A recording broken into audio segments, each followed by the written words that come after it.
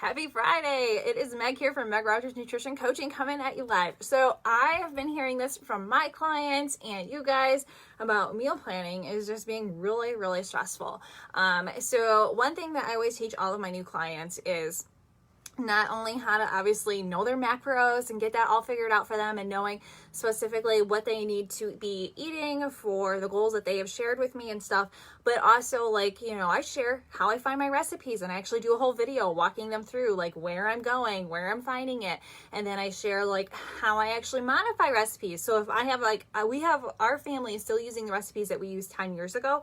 We've just learned how to make them better for us and how to swap ingredients and modify things so that they still taste amazing, but now we're actually getting more nutritional value from those meals that we love.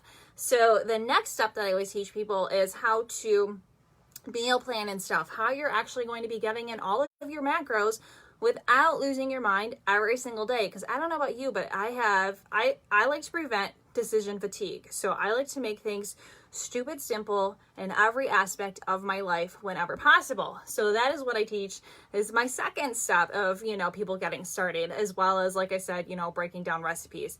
But the third thing that I teach also is meal planning, because this is where people get stressed out. You're eating great and you think you have to follow all these specific recipes, and it can be really overwhelming because you're like, oh, this recipe looks so good, but I don't know how to make it fit, or it doesn't work. Hey, Kelly. It just gets overwhelming and you think that you have to fit in this tiny little box if you ever want to have results. And, as a nutritionist, that is one of my things where I was that person too that always believed like, oh my gosh, if I want to get to my goals and stuff, I'm going to have to fit in this little tiny box and stuff.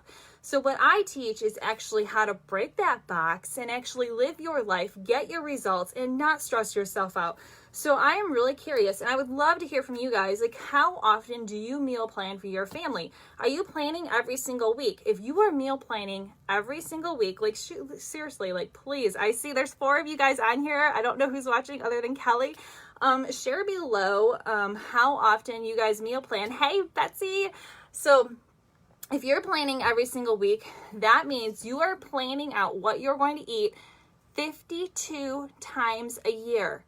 You guys, that's insane. Let's change that. Let's break that number down, because I don't know about you guys, but I have so much other better things that I would love to do and I want to get results, but I don't want to do this fucking an hour every single week 52 times a year. Guys, that's roughly 52 hours you are spending meal planning.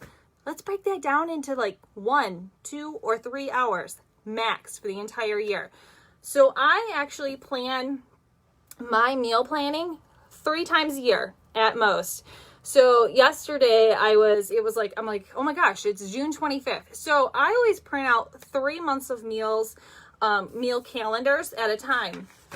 And then I tape all of these calendars literally up just like this into my cabinets and stuff, so I can see what we're going to be eating for the next 90 days roughly, right?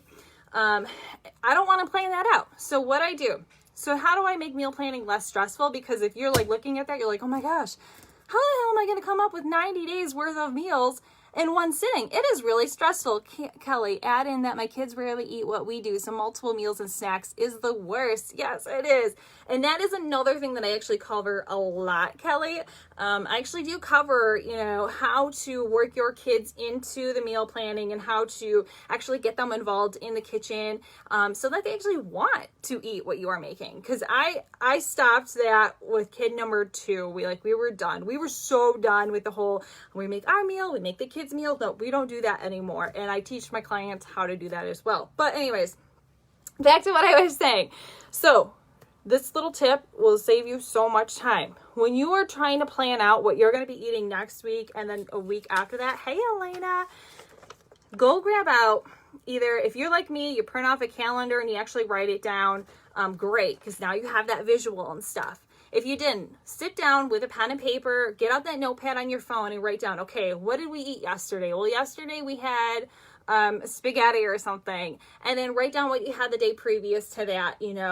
For us it was chicken and sweet potatoes and salad and stuff, and then the day before that was or something different. I did not. So here's the thing, even though I have this all written out, 7 days of what we're going to be eating, just because I write spaghetti on the 22nd, which was Monday. Does not mean it's going to happen. It might happen on this day because this day I had a lot of errands to do. So I swap my meals out throughout that whole 7 days. Hey, Serena. So literally just reverse engineer what you have been making and stuff for your family. Write down all of the meals. When you have that full week right here, like literally take this week and go about 6 weeks out. Like I said, my July is already planned. So I'm going to take my August. I'm going to fill in all of those meals right here. And then I'm going to take that previous week and I'm going to be like, okay, we ate this, this, and this. And I'm going to write it into the following week in August and stuff. And I'm just going to keep doing that over and over. So we repeat our meals we have enough meals right now to do every 6 weeks without repeating a meal. But things like spaghetti or sloppy joe using baked potatoes and stuff, like that is something that my family really loves. So we actually do that maybe 1 to 2 times a month versus once every 6 weeks and stuff. And you just keep doing that over and over. And the best thing that I can suggest, I actually have my August through December calendars already printed. So either today, tomorrow, or probably next week, let's be honest. Probably next week, I'll actually do another meal planning video for my clients of how I meal plan for months in advance. So I had actually planned my January through July in under 30 minutes. So how many of you guys are spending an hour just to plan maybe a week, maybe a month? And I spent 30 minutes planning out almost 7 months worth of meals. So this is stuff that I teach you how to save time, because when you're constantly having to think every single day, what am I going to eat for lunch? What am I going to eat for snack? What am I going to eat for dinner? What are we going to eat tomorrow or next week? Like, there's so much. And it gives you decision fatigue. So that is what I help you do, is actually break that down so that you're like, I know what I'm going to be eating in September, so I don't really care. It's fine. But all right, guys, I really hope that this tip helps. This is stuff that I literally just covered with my clients, and, I'm going over again because we had a lot of new people start. And we actually, new group is actually starting pretty soon here. And if you're ready, you are so sick of spending what feels like your life planning and getting your kids. Do you put lunch and dinner in your calendar? I don't. So I don't. Personally, I do not. My lunches are always going to be super simple. So it's either leftovers, or right now, because I'm still, like I shared with you guys in the group, my food sensitivities that came back and stuff on Easter, that I can't do chicken and I can't do peanut butter and stuff. So right now, I'm sticking to ground turkey with different seasonings and flavors every week, and sticking to like really straight vegetables until I get that adrenal fatigue healed, which I have been 10 days of awesomeness. Yesterday I felt really tired and weak again, and today I'm starting to feel better. So by focusing on my food sensitivities, I'm honestly healing really, really faster. I really love it. So anyways, so no, I don't put my lunch in my calendar. You can. Here's the thing that people forget.